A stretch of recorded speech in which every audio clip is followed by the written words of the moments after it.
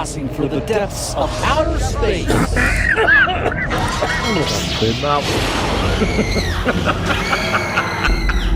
you all to hell! Indeed. It's the Solo Sci-Fi Podcast. Hello and welcome to another episode of the Solo One Sci-Fi Podcast. I'm Michael Ball in sunny Portsmouth, UK. And with me, once again, from far afield, from New Jersey in the US of A, it is Mr. Tom Julian. Hello, Tom. Hey. Tom. And from London, from a lovely place with red buses and crime and everything else, it's Martin Fowler. Hello, Martin. Thank you very much. How you guys doing? You right? Yeah, splendid. You're splendid. How about you, Martin? Yeah, now I've been intrigued about Boris Johnson's flat. Oh, there's some. I don't know if you heard about this, Tom, but there's some weird thing about what happened with that. Very quickly. Well, it's been there's a massive political saga going on over it. It could be the end of our Prime Minister, the way it's looking. Apparently, What? Yeah. he decorated his flat and got somebody to pay for it in number 10 Downing Street, and it's blood everywhere. It's everywhere. And apparently, he turned around and said, "Let's pile up the bodies or something." So I don't know. It's all been chaos here every minute of the day. It's Wasn't it, exciting, no blood. It was Cummings who went on about that, wasn't it? And he was sort of the evil Dark Lord that's going to get his revenge. You can't make this shit up. It's probably just a storm in a teacup, but even so, I think it's really ridiculous. With all this sort of stuff. It is, yeah. So how's it in America, Tom? It's been pretty quiet over there. Well, I'm just going to focus on my life, but it's been warm and it's been nice out and not too hot, not too cold, and going outside, seeing human beings, and that's been lovely for me. So, Right. Are you out of the lockdown now? Are your shops and bars open and all that now? Is that fully open? more shops are fine. You're still wearing masks. They are restaurants and bars much less so. Like doing a lot of takeout, still takeaway, as you guys call it, takeaway, pizza, takeaway, yeah. Outdoor dining. There's places where you can kind of go and sit outside. That's where we're at. We're not allowed inside pubs, but we can sit I outside. had my first pint outside in Wickham over the weekend, and it was I was actually outside. I had a pint of lager. It was very nice. The first time since February last year. So that's a positive thing. It was really nice. It was really good. So that's great. It's feeling a lot more normal. I resigned myself for a bit. I was buying pint glasses and having them in here, and I'd pour my drink, and then I'd go to the other side of the island in the kitchen and talk like I was a bartender and ask me how my day was. You could do a split screen, couldn't you? You could sort of record yourself and then just sort of like loop it together. Only if I can try to talk like Martin, because Martin has the best bartender voice ever. It's a northern accent. It's where I come from. We all speak like this. Yeah. Like see, Martin, you could tell me to go F myself in the most creative way possible, and it would still be delightful. He's told me to do that a few times. Yeah, but my friend, she lives in Brooklyn. She said to me the other day, she said, "Martin, I don't really understand what you're saying, but I just listen." Well, I don't have a clue either. No, but I'm joking. Well, fair enough. I think it's funny. I love our different respective accents in the UK. I mean, it's like the stereotype of being. Everybody thinks like across the world, we're all wearing bowler hats and brollies and yes. Well, hopefully we've taught Tom that. I think Tom would have been aware of that already. That we're not quite so. Oh, hello there, Mr. Tom Julian. How are you today? Hello. Hello. I was expecting to be the crown here when I talk to you guys. Yeah. But it's not. It's more the tour of the island's accents. It's lovely. Exactly. Well, listen, we better get cracking on, but it's always great fun. So this week we're going to go into our focus of the week, which is it's a classic. Everyone's seen it practically in the sci-fi world to some degree. Star Trek: The Original Series. Let's hit the jingle. Here we go. It's the Solo Sci-Fi Focus of the week.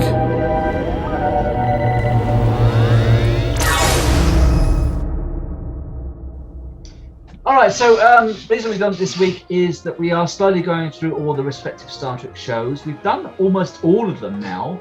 of the actual live action shows. The only one we haven't done is Star Trek: The Next Generation. Surprisingly, we have done Picard. So in a few weeks, I think we'll finish off that series, if that's okay with you both. You know, obviously this is a very easy show to talk about because it's so well known. So let me ask, first of all, Tom, did you like the original series? How did you come across it? I came across it, I think, you know, when I was in high school. I would come home and watch it. I would be out, you know, working. I used to work at an ice cream store, and I'd come home at night, and they'd play it like at 11:30 at night, and I'd watch it and kind of got into it. And one of the first ones I ever saw was Spock's brain. Oh, and that's that was not the best crazy. One. That's not the best example. Yeah, you know, it's a great one. But I really started to learn the nature of like the dynamic between the trio. Okay. And how they sort of were. That's it. Sorry, for a second. Sorry, Tom. For a second, you dropped out. Carry on what you're saying. Sorry. Yeah, the triumvirate of the trio of Kirk, Spock, and McCoy. You know how they all interacted together, and what made them special was something that kind of hit me pretty quickly. Yeah, absolutely. I mean, I'll say from my perspective, it's one of the earliest shows I remember seeing. And I still remember going to see Star Trek: The Motion Picture in 1979. I was about 7, I think I was, and my nan fell asleep in it. So that was an example of it. But obviously, I wanted to see the motion picture after watching the original Star Trek series. It's just one of those shows that when you see it from a young age, it really, at least for me, it had a massive impact on my interest in space exploration and science in general. And I think really it was Star Trek and Doctor Who classic which really made me become a fan of science fiction, those two respective icons. How about you, Martin? Tell me about your story about Star Trek. I think I was about 5. We used to get it on BBC, wasn't it, when it first BBC started? 2 at one point, wasn't it? Yeah, I think it was BBC 1. No, actually, you're right. I think it was on BBC 1 at some point. It was actually every year, yeah. Yeah, it was. I forgot about that. And I would have about 5 or 6. I think it was first time. Is it syndication they call it? Syndication, yeah. Yeah, that's when it became big in America. We got it a couple of years later over here, didn't we? So I watched it. It had a profound effect on my entire life when I watched it. I don't know, it just affected me. Really? And I couldn't get enough of it after that. And then, you know, when cable came in and satellite and video, it was like, I remember video, I was renting it out also. You know, the odd episode would pop up in video, like. Yeah, sure. I just keep renting it out. I don't know, I can't explain it. It's a big part of who I am, I suppose. Yeah, I mean, I will say that it had, for me at least, it quite had a profound influence on my life. And I don't know why, but it's one of those things, especially when you talk about it now in retrospect, how important it was and how it changed you so much in just your thought and that. You have a certain way of thinking when you watch Star Trek. It's very hard to explain what it's all about, and this is why, and I'm not going to go into this, but this is why a lot of people have issues with the current Star Treks of Picard and Discovery, because it's how I can't explain what Star Trek is, but it's just Star Trek. And I've always thought that the original series, Next Gen, DS9, Voyager, and Enterprise had it, but I just can't quite put into words what it is that makes Star Trek Star Trek. What makes it so unique. I think what it was, it's like, I'm not getting all political at all, but they went about it in such a clever way that it, like, the problems in society. It was very, very clever. It was very, because you couldn't put it on a normal program because they wouldn't get away, censors wouldn't allow it, but they did it in a very clever science fiction. Yeah, a very clever episode with regard to racism was the season 3 episode "Let This Be Your Last Battlefield," and it's a very, very clever story. Excellent idea of a race where you watch them and they see two. You think they're from the same race. One's black on one side, one's black on, but of course they're on opposite sides because they're half black and half white. And it's a very clever indication of racism that you think to yourself, well, why do they hate each other? They're the same race, but they're not. They're good, and it was just very, very sort of like hidden messages that clever people will pick up on. It was like when they're in the dining hall. Do you know that room what they're sitting in, the briefing room? Yeah. And they're having a meal. That Frank Gorshin, who played Commissioner, is it Slit? I forgot his name. Commissioner Summit. Yeah, After Lokai, the other one. Yeah. Spock just knows racism in 5 minutes. He wipes it out in about a second. Yeah. He said, "Well, why are you both so different?" And he was like, "Well, but you. What's the point? You're both the same." Yeah, exactly. It was beautiful. It still resonates powerfully today. And the ending, Oh no! When they go back to the planet, it's all destroyed. And they're the last 2 survivors or something, wasn't it? Yeah, and he's just running, and they've got all these burning buildings. He's got all this imagery of all the destruction of its entire civilization being destroyed because of this terrible racism. It's brilliant. Yeah, that was a crazy one. How about you, Tom? What sort of stories did you like, Tom? Did you have any? I mean, it was I think really good at. So I grew up with Star Wars and what seemed to be rather more sophisticated sort of special effects and things like that. Sure. And so what I thought was neat about Star Trek was that it was clearly done not with the world's biggest budget. So they were telling interesting stories, and had to have things in there like that. It wasn't spectacle. I think that was what makes it interesting, is that it's allegory about our lives and our struggles, but translated into a guy with ridges on his forehead, or he's half black and half white. Yeah. And so no one needs to be triggered by concepts that are being thrown at them, because it's not about me or it's not about you. It's about Klingons and Romulans and Vulcans and things like that. So to me it always felt like it was a great way to talk about, and I think all great science fiction does this. It talks about what we're going through, and translates it into a way that makes it accessible to others and makes people think. It always made me think. I'd always watch a Star Trek episode, turn it off, and still be thinking about it like 15 minutes later, 20 minutes later, the next day. Exactly. It brought you something. I think that's one of the only sort of genres where I've watched things, and going back to what we're going to talk about later on is the last episode of For All Mankind. The last scene, I know we're going to go into the news, but that scene, I actually got goosebumps watching it. It was that good, and it's like when you get last scene. Yeah, the scene. The big fade out from the Earth to where it went to was just a really awesome, and I only get that from science fiction. If I watch something and it's well written and it's got great characters, it's got great ideas, and I've never known.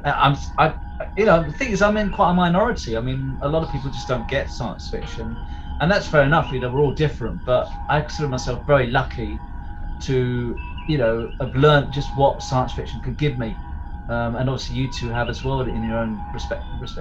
Well, I remember growing up when I said rent the episodes out. My parents couldn't get their heads around it. Yeah, because a lot of people just don't get it. I used to babysit for my 2 brothers. I've got 2 younger brothers, and they'd rent normal films out. And me, I'd just get 3 or 4 episodes. That'd do me. Yeah. And they never criticised me for it. They just couldn't it was something that were made to them. It was something made 30 years ago, But I couldn't, because buying videotapes at that time was very expensive. So, and then BBC showed it they showed it again, and I recorded every single one of them. Absolutely. And I never showed them in order, but I think with Star Trek, I bought it originally on VHS, then I bought it on DVD, now I bought it on Blu-ray, and now of course there's but I can't help it. Actually, I'll ask you two, what do you think about the remastered special effects of Star Trek? Did you think it was a negative thing? Were you indifferent? Did it change? I'm indifferent to it, to be honest. I'm not a purist to the fact that that I want to see the old styrofoam planets they used to go around and things like that. But for me, it's like that was never the important thing about Star Trek. It was more the stories and the ideas. And when George Lucas decided to put things into Star Wars that weren't there to begin with, I didn't really care all that much about that either. It was fine. It was cool. It was neat, but it didn't. It doesn't enhance it for me. It doesn't make it better. Doesn't make a difference. Yeah. How about you, Martin? Do you remember the episode where he fights Spock? Or Amok time. On that, Mock Time, yeah, with that cool fighting music they used. Do you remember in the one when they remodified it? Do you remember when they beamed out of Vulcan and you saw Mount Solid? You saw which you see in Star Trek 3. You saw it in Star Trek 3. I thought that was awesome. I like that. I thought that's what I did like about when they added the special effects, and also the one with the 3 Klingons ships that surrounded the Enterprise when he crossed the neutral zone. The Enterprise incident.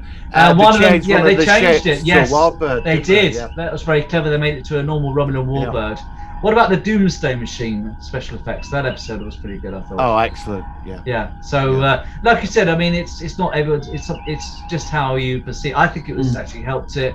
It was great seeing in HD as well, rather than my old fuzzy old VHS copy. What else was I going to say about it? Hey, Go on, Tom. Do you consider the films to be like under discussion, or you want to talk about the original series? I think I'd like to focus on the films for each individual episodes. I mean, we could sort of go across it briefly. What did you think of the films, Tom? They I like the original series films much better than the Next Generation films. Really? Okay. That's interesting. I think they had it together. They had a nice arc between 2, 3, and 4. Yes, that they were very linked. Didn't exist in the other ones, in the Next Generation films at all. It was like they were standalone, and not really that sort of concept of aging and finding your place in the universe and loss and all that kind of stuff, which really makes episode 2, 3, and 4 into a 6-hour arc, they all hold together. You can watch them at the same time. Yeah. I mean, obviously, Star Trek 1 is its own unique, it's its own film, and it's also because the uniforms changed to those sort of red jackets in that era of Star Trek, but of course the motion picture was like half and half between. I mean, I would love to get Vic, I can never pronounce his surname, the guy who runs Star Trek Continues, which was the link between the original series and the motion picture. I know that Martin's seen that series and he's a big fan. I'd love to get him on the show. I mean, do you think that because it's quite a big gap, it's about 13 years between the end of the original series and the motion picture. Do you think that it was almost too long for them to come back, or it was quite a good period? They were going to come back before the film. With phase 2. That's right. It didn't work out. Because on the Blu-ray motion picture, there's I think there's like a 5-minute clip of what they built a warp core, and they had some people walking around in uniforms. They were going to. I heard they were going to redesign the Enterprise. And they actually, one of the designs of the phase 2 Enterprise was partly used in the creation of the Discovery ship, apparently. So if you see, there's some shots of a conceptual art of the Enterprise for phase 2, and it's got that weird sort of triangular bottom which is in the Discovery. So that was the original design for the TV series one. Yeah, that's what I'm saying, and they were going to use it, but in the end they changed it because of the motion picture, because of Star Wars had changed the whole dynamic of that environment. But of course, the motion picture is a lot more like 2001, which we just recently talked about, than say, Star Wars and I don't know. It's weird, isn't it? I mean, some people like the more of the scientific exploration of the motion picture, and people like the more action-based of the Wrath of Khan. But obviously, we're going into the films more than the original series. Yeah. The original Sorry series. Sorry about that. No, that's fine. I'm happy. I'd like to sort of talk generally about it.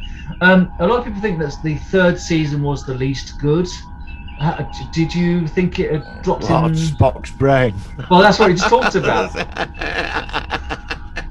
Do you remember that one where Kirk, I think it's the final one, where Kirk gets his body, they transform his body into that Turnabout Intruder. Yeah, that's an insane episode. I mean, third season's up and down. It did have a Tholian Web. It had the Tholian Web. That was a great episode. Yeah, that was one of my favourites. I have a funny story about Spock's brain. I had actually borrowed that somebody had the VHS tape in college, and I borrowed it. And this guy comes up to me later, the guy I borrowed it from, and he's like, I wrote a note that, and I put it up on my on my wall, and it said, "Tom has Spock's brain," and he was like, That's nice, isn't it? he was like, I had it. I took the whole thing, but I remember I felt bad that I still remember this. There was another fan of Star Trek at school, and at the time I was more embarrassed about being a Star Trek fan. I don't care so much now, but I remember sort of taunting him about the scene where Spock has got his brain partly plugged back in his skull, and he says something like, "Oh, Dr. McCoy, put this thing here." You know, he's trying to be rewired into his own body. And I always felt bad about that. But it was one of the worst scenes, I thought, in Star Trek. I mean, but it's like everything. Every show has some real great moments and some really awful moments. All the stuff. But that one is so. I love it that it is so over the top. It's not like but you can just go with it, you know. Yeah, it's good for me. I appreciated its goofiness and silliness and how it was trying to hold together and take itself seriously. What I don't appreciate was the Voyager episode where like everybody like turned into lizards, and then there was like the Tom and what's her name, the captain. They had like baby lizards, and I was like, all right, I'm out of here. Oh, that was just. I like that episode. I like the episode because he goes to warp 10, but then the episode turns much more like into The Fly, where slowly like his body's changing. They obviously use The Fly as a reference to that episode. Yeah, and it is bad, but I kind of, it's one of my kind of guilty likes, even though it's a really stupid concept. Yeah, for me, I love the concept of Spock's brain as being a guilty like, but that one, I'm like, that should have stayed on, the shelf. Yeah, I know. It's funny how it goes wrong. I like Bread and Circuses where they go to that run type. Oh, that's. Yes. Isn't that the episode which features the very first ever interracial kiss? No, isn't that the one where they go to that planet where they're full of? Oh no, you're right. No, Bread and Circuses. Telekinetics. Yes, sorry. And they're all sat on their ass, and they're all picking on that little small guy. Yeah, that's right. And he makes Kirk and Spock. He makes Spock do that Russian dance thing, don't he? Which one was Bread and Near Circuses? his edge with feet. Which one was? It's the one where the gods say it's like if Rome had stayed in power. Yeah, that was like 1960s Rome. Brilliant. Yeah, I like that one as well. Patterns of Force as well. That's the German one. That's the German one. Yeah, that was a good one. They also had 2 time travel episodes, which I thought was quite interesting. Back into that. Assignment Earth. Assignment Earth was the one which would have been a spin-off TV it was actually series. a pilot. It was a pilot for its own series, but it wasn't granted a series. It was a pilot, which I thought was good. Had Terry Garr in that episode. And it's interesting. If you watch Terry Garr in Close Encounters of the Third Kind, there's a scene where she's in her son's bedroom, and there's a gold Enterprise in the bedroom. And of course, you think of Terry Garr. Is that her? Yeah, it's Terry Garr in that film. I didn't know that was her. And of course, she's in. And apparently, I think I heard that she really didn't like the fact that she was associated with Star Trek. You know how some actors really, like the one that played Robin Leffler. I can't remember her name. She played an ensign on The Next Generation who had a thing for Wesley. She's quite a well-known. I can't think of her name, but she didn't want to be associated with Star Trek either. What's Ashley her name? Judd? Ashley Judd, yeah, that's it. Apparently she kind of, some actors really don't like the fact that they're associated with it, but apparently Terry Garr really didn't like the fact that she was on the series. Yeah, I don't know. She wasn't that. I never thought of her as being typecast as Star Trek. No, but I think exactly. It's not as like she was like a whole season or something. Yeah. So, any other pros and cons? Any other favourite episodes? Well, JJ, you were saying about actors wanting to not associate. Didn't Leonard Nimoy write a book? I am not Spock. Yeah, he did. Get away with it, and then when I met him 20 years later, he wrote a book. I am Spock. I know. But the thing is, I mean, he was like Brent Spiner as Data. In the end, it was their defining characters in media as actors. That was it. They were those characters in many ways. I think Brent Spiner. He's been a bit better about it, but obviously Leonard Nimoy after Star Trek. I think, like, if you're an actor, all right, it must be hard when you get stereotyped, but I mean, don't forget these people have made a lot of money. Yeah. You know, at conventions and appearances, and Yeah. then say the TV series or a movie, they're in that. I mean, you know, I'm not knocking it on it. I'm not, but you know, if it's like if you say you were like in Doctor Who or something, and you were defining that moment, you're gonna be work for the rest of your life. You might be playing that character, but you're gonna make a bloody fortune out of it. Yeah. You are, I'd but then I'd ride with it. you have the sort of the Galaxy Quest conundrum where some people Yes. are, That's what's so clever about that film. It Yeah, was yeah, put in yeah. from the perspective of people fed up with their being recognized everywhere as an alien in a Right. science fiction show. yeah, and some of them loved it, and some of them were able to make it into something that worked for them.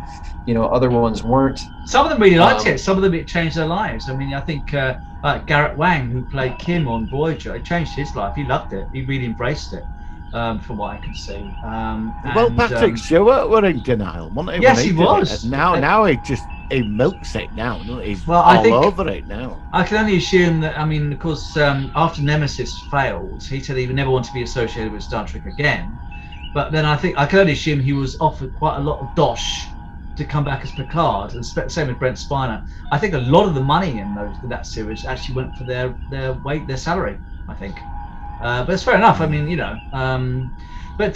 Yeah, just finish things up. I mean, it's a classic, literally. You know, we've all been so influenced over what we saw. I think it goes beyond classic, Mike. To be honest, I think it defined a genre.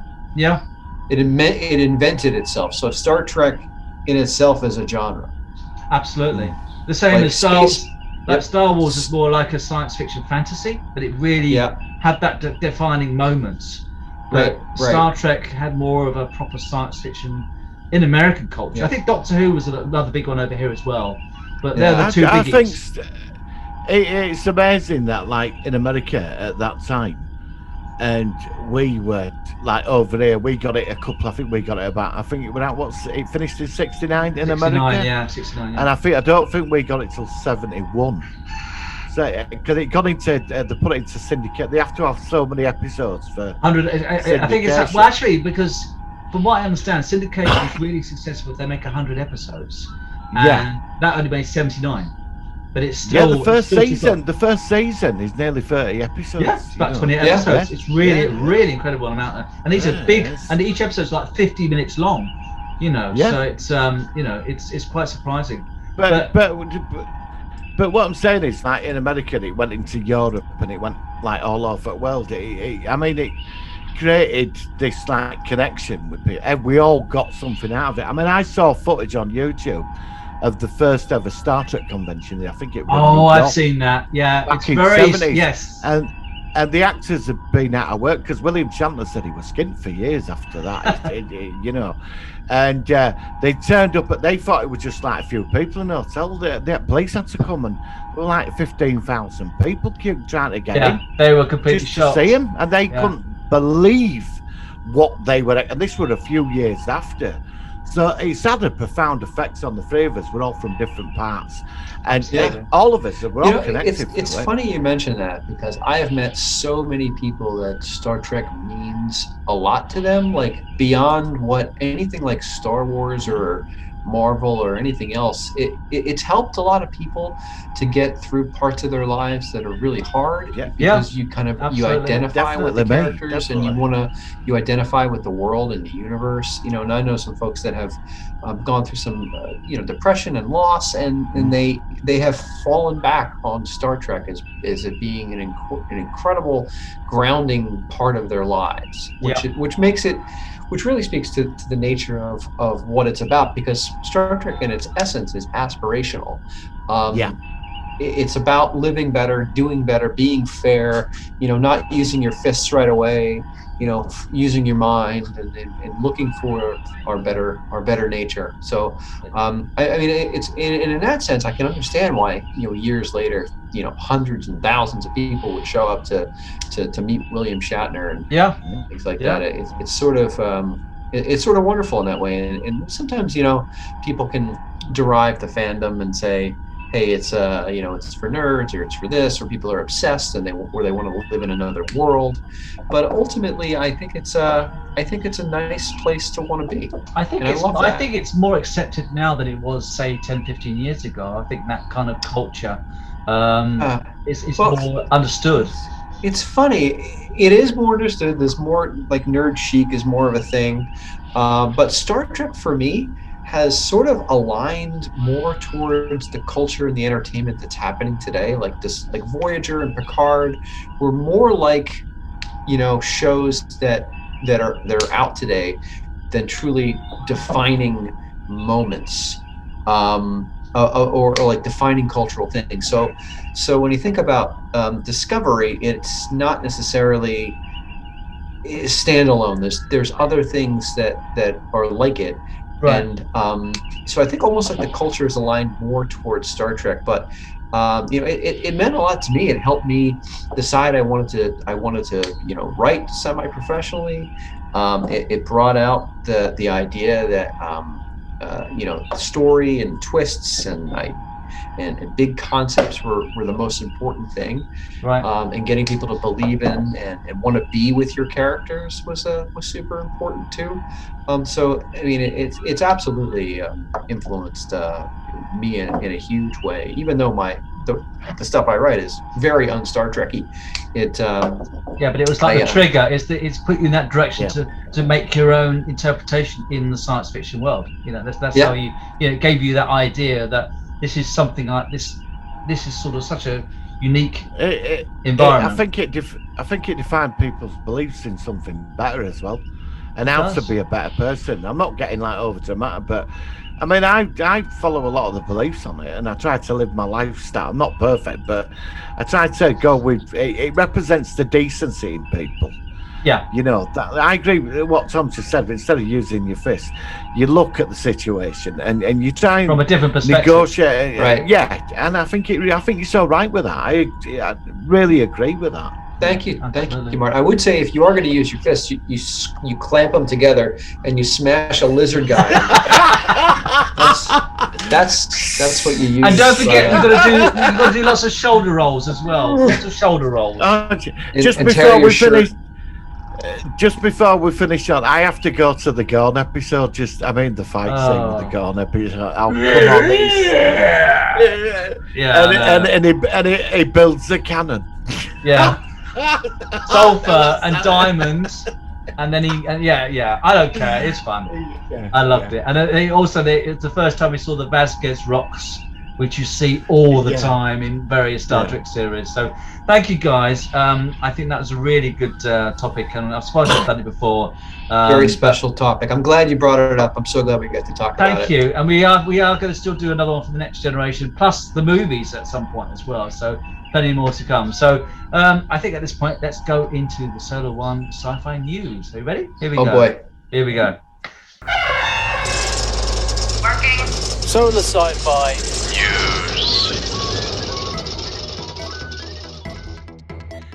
Right, so news this week. I haven't seen a ton of news. I think the one main piece of news which we're going to be talking about is a certain series that Tom got me into.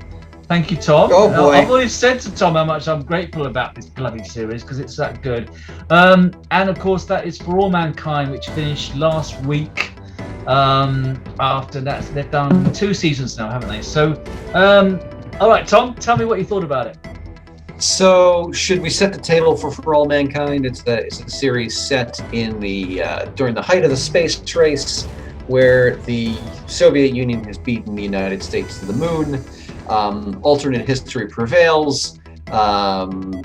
Nixon gets beaten by Ted Kennedy for president, and all kinds of different things happen to bring us forth through the 60s, 70s, and 80s as far as the space program is concerned. So it's focused on NASA and their interactions with the Russians, and kind of the way that all the astronauts live their lives differently and do various things. We've got a moon base.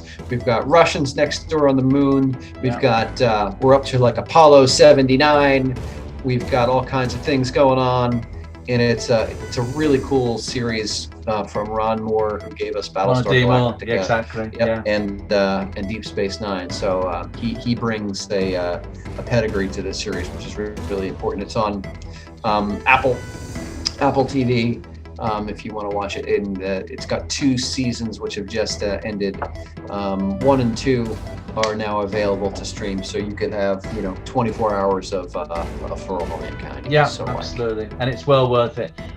Also, the Mike and Denise Okuda are involved with it, and they did the scientific background of the Star Trek series as well. Well, at least Next Gen to Enterprise. So it has got some Star Trek components in this series. And it's a fascinating story because what I like about it is that some real life events still happen, even though it's like an alternate timeline. And it's I don't know, it's a very good drama. It's got some very, very interesting characters in it. And as you watch it, you'll realise that it spans quite a long time. The first season was mainly based in the late 60s, early 70s. The second season jumped to the 80s. And we know that the third season will jump into the mid-90s. I'm fascinated as to what will be happening in season 3. Tom, what do you think about what's going to be happening? Like I said, Martin. So to spare, I don't know how much to spare, Martin, but no, go on. I'm going to watch it. I'll still watch it. All right. So I get the effects of it. So, I loved season 2. There was one plot arc which I did not like. Which one was that? Which one did you not like? I didn't like the Ed's wife's thing where she kind of was had that one night stand with the I didn't mind that she did it, but it was just who she did it with seemed really sort of borderline creepy. It seemed and it seemed very sort of like spur of the moment. I mean, she was obviously had some issues with her husband doing this and that, but it didn't seem to make much of a reason why she suddenly took that route.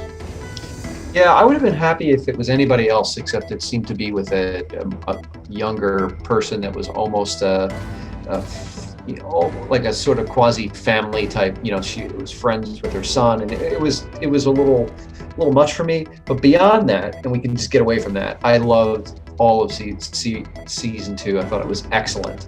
A lot of history that we experience in different ways. They still shoot down the Korean airliner. Yeah, I thought that still was do. really cool. Yeah, the Apollo Soyuz still happens, but it has different context. Ronald Reagan becomes president 4 years earlier. What's his name? The Pope is actually assassinated instead of injured. John Lennon survives. John Lennon survives. Yeah, which is amazing. Does Kennedy survive then? Is Kennedy like a long-term president then? I think it's no. Kennedy. That's still the same, isn't it? Because it was Kennedy was killed. His brother actually does become president. That's right. That's Teddy right. Kennedy becomes president. Wow. Teddy, he's president. They do some very great stuff with CGI where you have like Ronald Reagan talking to some of the characters and talking about news events, and they've obviously got a guy who's mimicked his voice very well, and it looks like he's taught, and it's obviously it's old recordings, but what they can do these days. It really does look like real history. I like those scenes. I thought they were very well done. Those are cool, and it's done some really, I think, nice things as far as women's roles in the space program, because of the way that the Russians were they brought a woman to the moon, so we had to find a way to bring a woman to the moon, and that accelerated women in space by 15 years. And so in all roles too. So there's a great scene in season 2 where the head of NASA, the liaison from the president's office to NASA, the head of mission control, and somebody else, are all making critical decisions. There was all 4 women. Which I thought was really interesting, and back in the 80s.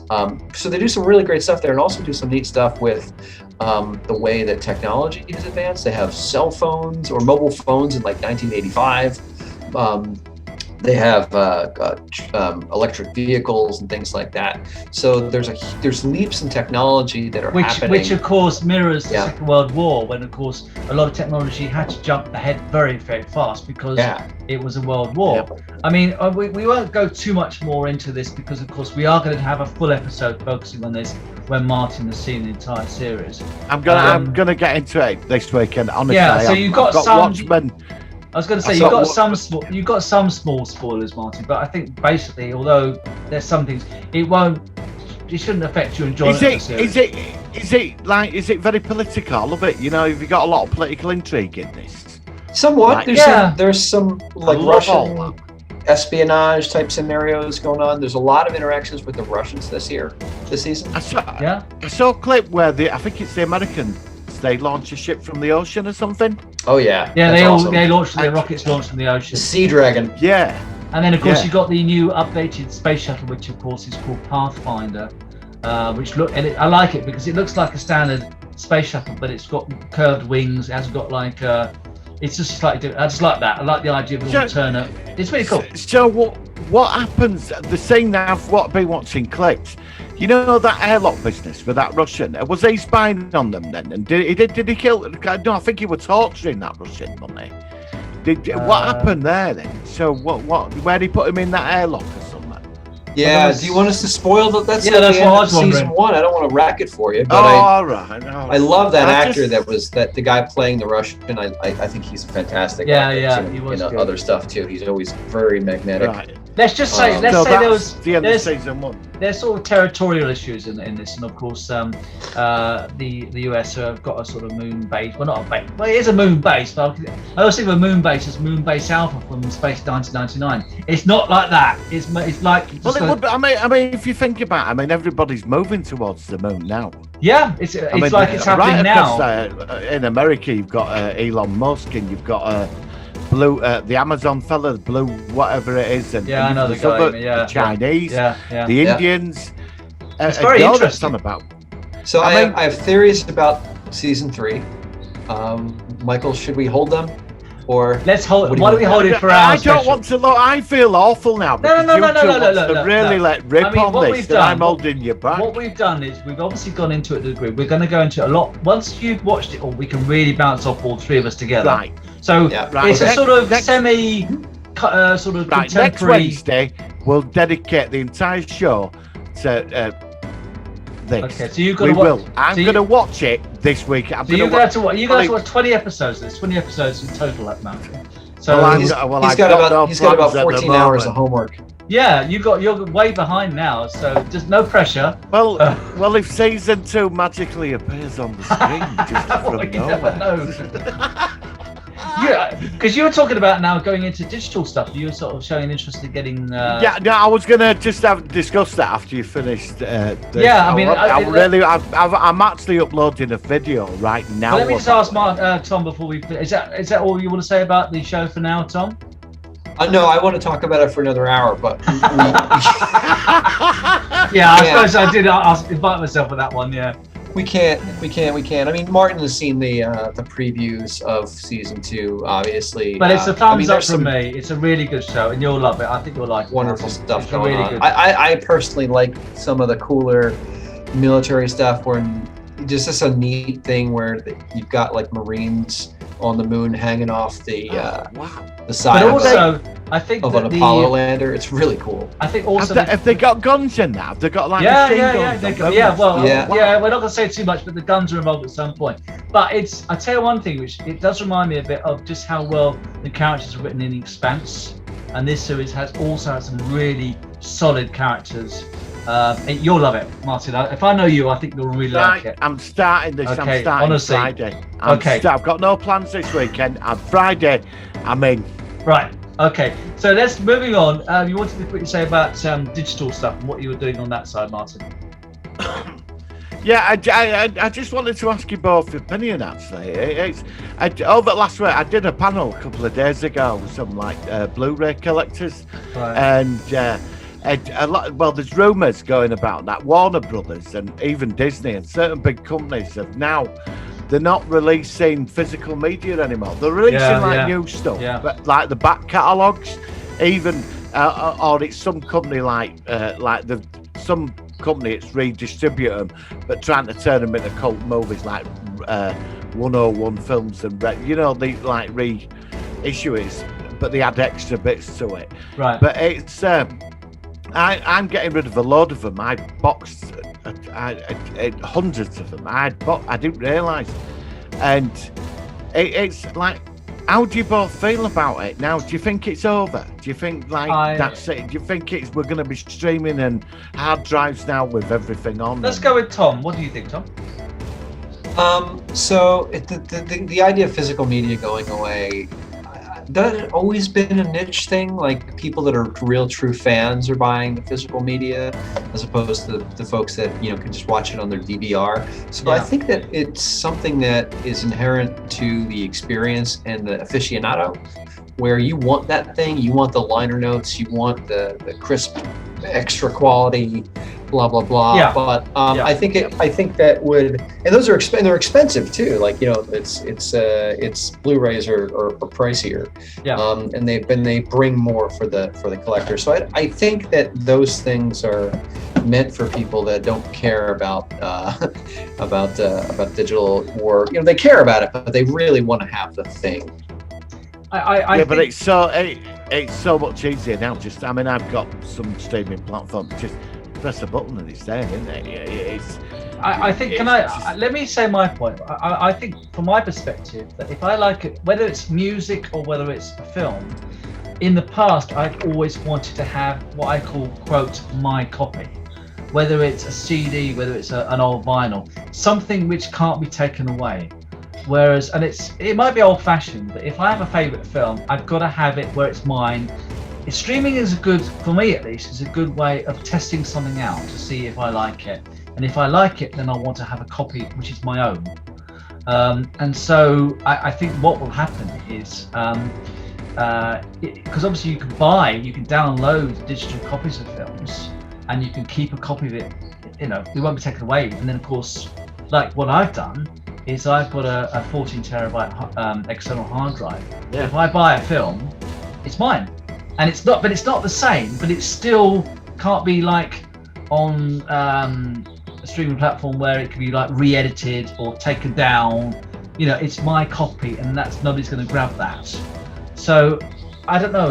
I think that's the way I've always been with my favorite films and stuff. I've always wanted to have a copy of it, but in the future it'll be a copy as an MP4 file or an MKB file or an AVI. That's the difference, and that's the point where I'm at now, where I'm been slowly trying to transfer over away from Blu-ray. But I will always say that I do like going to the shop, seeing the film you're after, seeing the graphics, buying it, taking it out the disc and putting it. That's always going to be something I've always liked.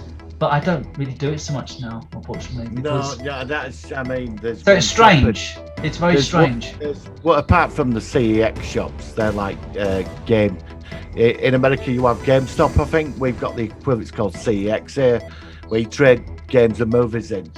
But mainstream like retailers, like we had HMV and that's all gone. With one shop in central London that sells DVDs like the latest titles. So strange. It's so strange that it's gone. It's. I used to go every lunchtime at work when I used to work in London, going to Woolworths. WH Smiths used to have them as well, and HMV, and of course they're all gone now. So it's just look online. It's not the same.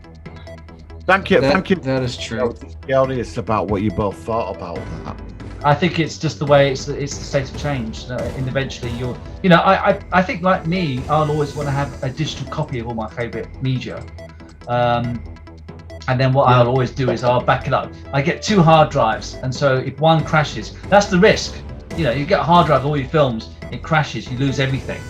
It's like literally somebody coming in with your DVD Blu-ray collection and just chucking them in the skip and throwing them all away. It's the same thing, you lost it. So that's why if you go that route, then get a backup hard drive. So if ever it fails, you can just back it up. Get another hard drive.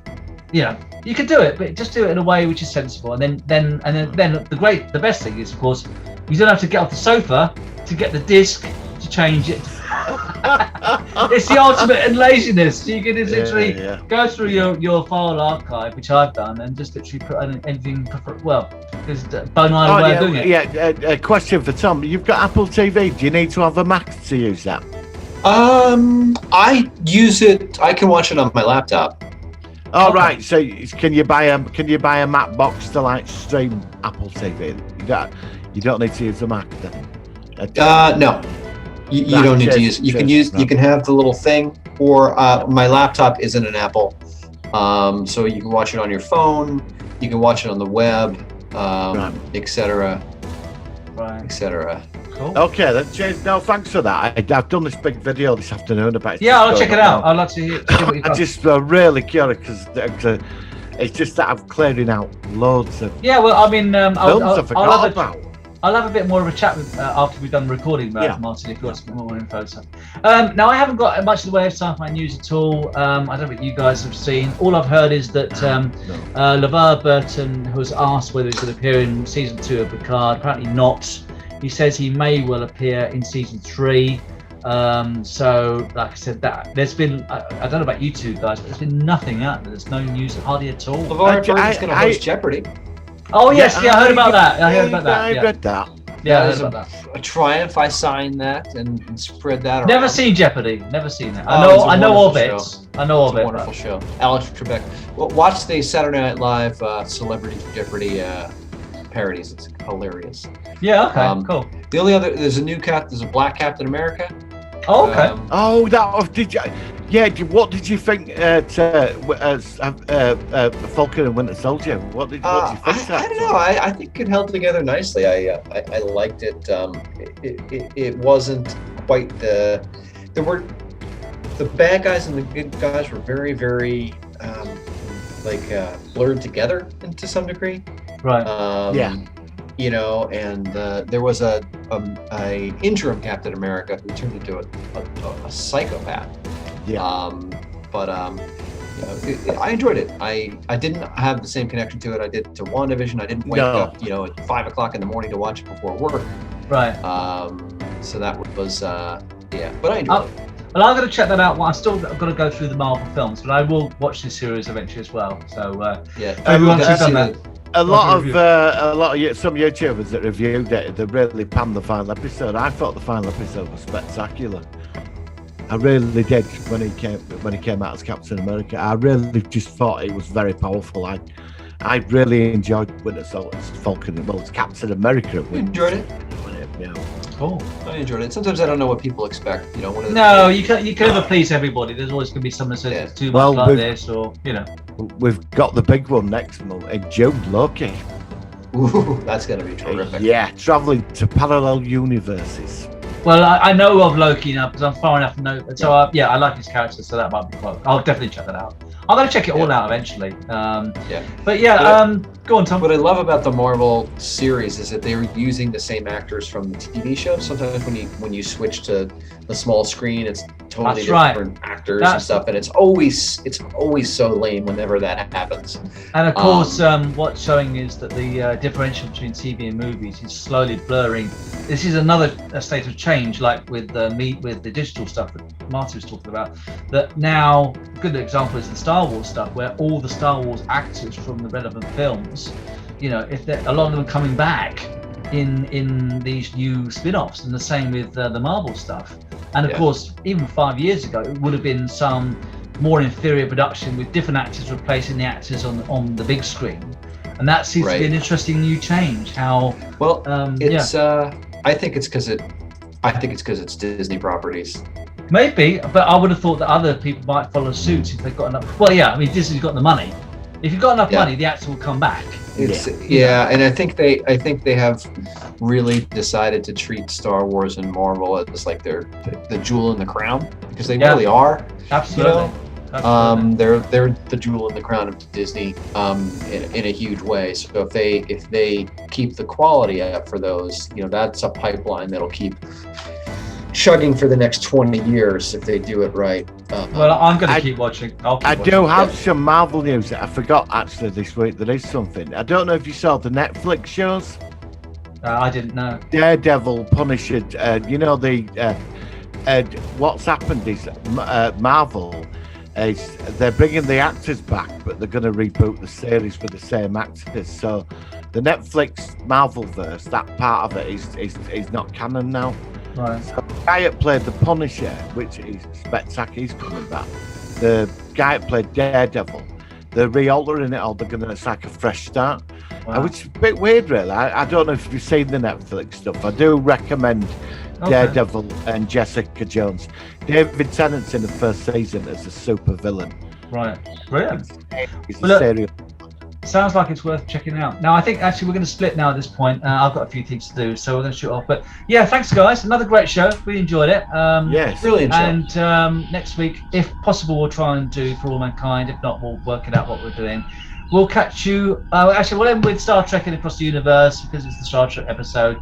We'll catch you all next week on the Solo One Sci-Fi podcast. Live long and prosper. Bye, gentlemen. Live long and prosper. Yep.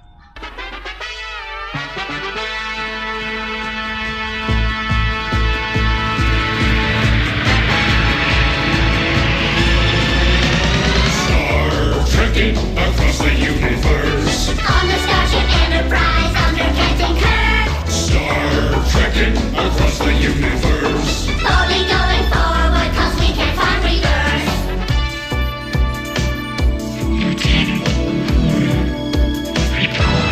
There's Klingons on the starboard bow, starboard bow, starboard bow. There's Klingons on the starboard bow, starboard bow, Jim.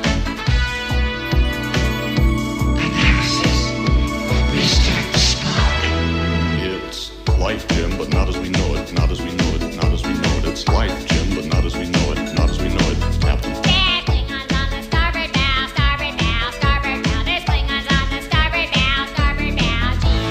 Star trekking across the universe. On the Starship Enterprise under Captain Kirk. Star trekking across the universe. Only going forward, still can't find reverse.